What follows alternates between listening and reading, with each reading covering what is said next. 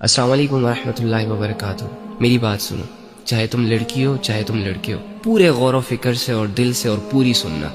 تمہارے دل میں بھی گلے شکوے ہیں نا کہ کوئی نہیں ہے تمہارا؟ کسے بتاؤں اپنے دل کے راز؟ یہ دنیا میرے ساتھ ایسا کیوں کر رہی ہے؟ یہ لوگ میرے ساتھ ایسا کیوں کر رہے ہیں؟ اور میں خود بھی کچھ کر کیوں نہیں پا رہا؟ آخر میں ایسا کیوں؟ جب انسان دنیا کی زندگی کو ہی سب کچھ سمجھ لیتا ہے نا، تو واللہ وہ اس سٹیج پر چلا جاتا ہے کہ دنیا کی زندگی اسے سمجھ نہیں آتی۔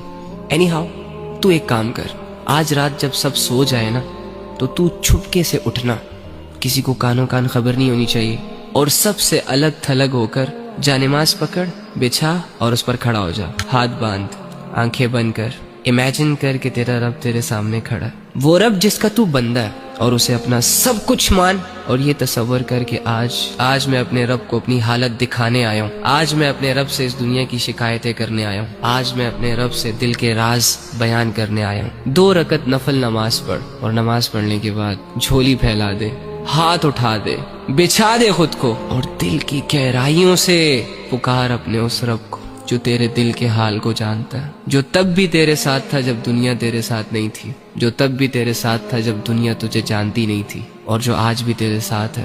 وہ اکیلا کافی ہے تجھے سنبھالنے کے لیے۔ اگر تو گر چکا ہے تو وہی تجھے اٹھا سکتا ہے۔ اس یقین، اس امید، اس تصور کے ساتھ اپنا حال دل اپنے رب کو سنا۔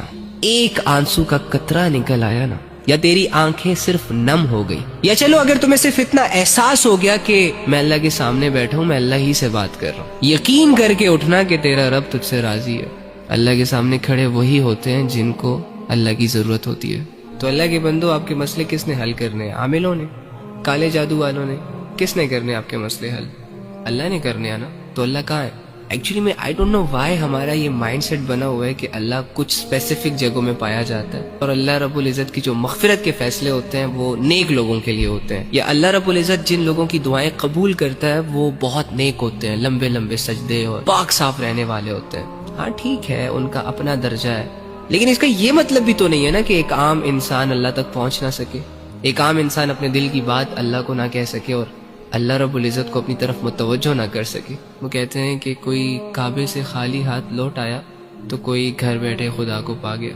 آپ کو نہیں لگتا کہ جو کمزور ہوتے ہیں، جو عام لوگ ہوتے ہیں، جو مظلوم اور فقیر قسم کے لوگ ہوتے ہیں، جو خالی ہاتھ ہوتے ہیں، معاشرے کو زیادہ تر ترس انہی لوگوں پر آتا ہے؟ تو اگر آپ اپنے آپ کو یہ مان بیٹھے ہیں کہ ہم گنہگار ہیں، ہم بدکار ہیں، تو دوسری جانب یہ بھی تو یقین کر سکتے ہیں نا کہ اللہ رب العزت آپ کی طرف زیادہ رجحان کرے گا۔